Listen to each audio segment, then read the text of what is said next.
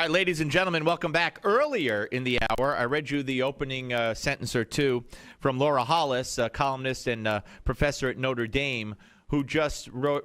I mean, it just tore into Obamacare and Obama and the people of this country and the media of this country for letting it happen and sitting back. And let me read you the opening few lines from David Solway's piece. He's noted Canadian poet and essayist, and he is joining us momentarily. It says, let me begin with a categorical statement that given current events and recent political history can be easily defended. Barack Hussein Obama is a willful, indoctrinated child of the left with strong Islamic sympathies who is not fit to govern. I think that says it all. So let's say hello to David Solway. Hello, David. Oh, okay, we're almost ready. So, and it goes on from there, the 3-page column, and okay, here he is. Let's now try to say hello. Hello there, David. How are you?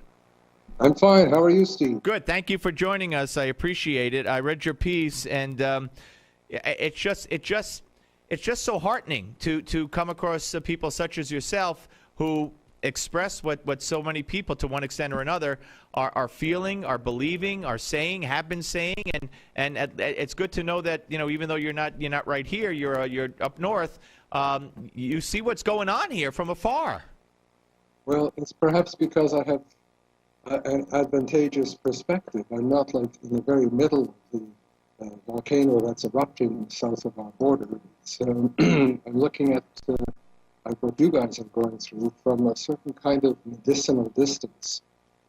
So that helps me see things. It's the very same thing with Israel. I'm not in Israel. Though All right, David, I'm going to have to ask you, do we have a phone number for David?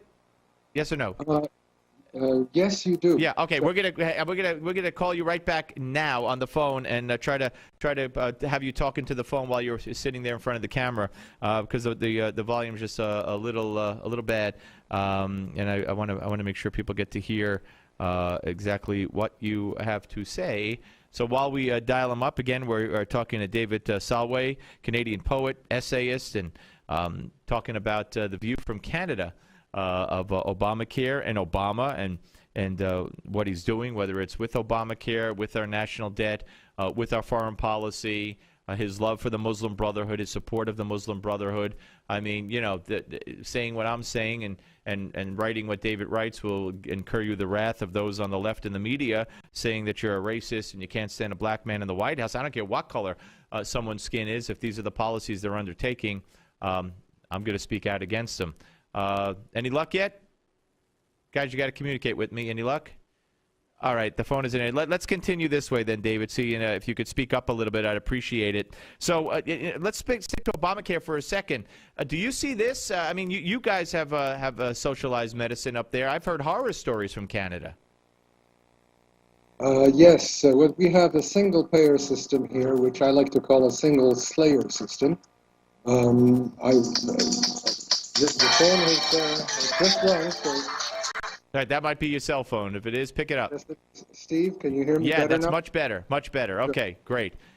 So continue. Yes, as I was saying, we have, I call it single-slayer system, which is also a double-bind system, because the kind of medical care that we receive is really, I would say, to a very large extent, dysfunctional. Double-bind because anybody who wants to get good medical care and medical care in time really has to pay out of his own pocket to go to some of the private clinics that are springing up there clandestinely, unfortunately, or to fly to the United States where they can get better treatment and far more accelerated treatment. So it really isn't working all that well.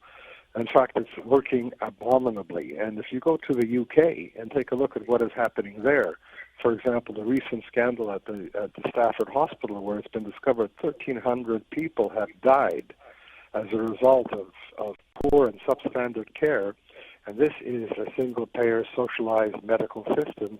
This is what you guys are heading for. There was a lot wrong with the American system. There's a lot wrong with any system in the world. There's a lot wrong with human beings and any kind of system or construction that we create. We're human. We're flawed. But the American system, for all its faults, was far superior to what we have here. and to obviously to what they have in England, which is what I call their medical system. I call Murder Incorporated. And we are, David, headed for death panels in this country, correct? Oh, Sarah was completely right. I mean, they mocked her afterwards, and they continue to mock her. But she is one of the most insightful of American political figures. I have followed her for years, in a way, and I've written several articles about her, and have been roundly condemned, even by some of my friends, for supporting someone who presumably is not as highly educated as they are. Sarah is a wonderful human being, and she sees very clearly what perhaps the more Ivy League educated people do not. And you're talking about Sarah Palin, of course. Listen, David, I'm sorry to say, because of the technical difficulties on both our ends, we're almost out of time here. I will have you back if we could set something up for next week. That would be wonderful. And in the meantime, have a Merry Christmas. Same to you, Steve. Okay, thank you very much. Sorry, folks, that's David Solway, Canadian poet and essayist. Look forward to having him back. Very insightful piece that he wrote, and he knows, he's seen firsthand the horrors of where we're headed with our medical system because he lives it. All right, folks, coming back, Hour 3, Steve Malzberg's show.